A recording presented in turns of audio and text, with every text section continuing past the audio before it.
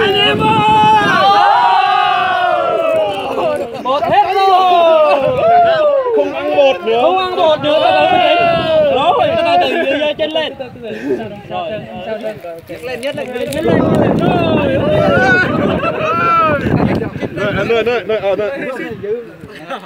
Ai là người hy sinh? Đi. Ai là người sẵn sàng ăn bột? Cho mình bột đi. Cái cuối cùng là sẽ ăn bột thôi. Không sao, không sao. Không sao, ban ngày mà có sao đâu, không có sao đâu ban ngày. Cẩn thận, cẩn thận. Dơ chân lên. Rồi.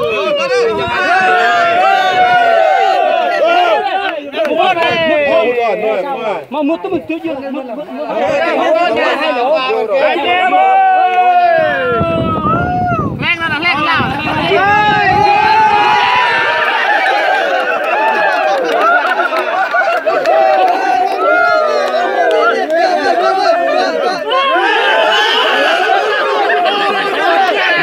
Guarda, mamurkan na. Thôi nói mà rồi.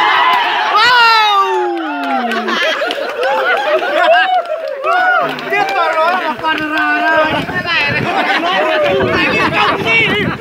ông này tôi người bạn vẫn nằm trên hiên chứ, người bạn đâu rồi, sao người bạn còn đi đây? Người bạn còn chơi chứ?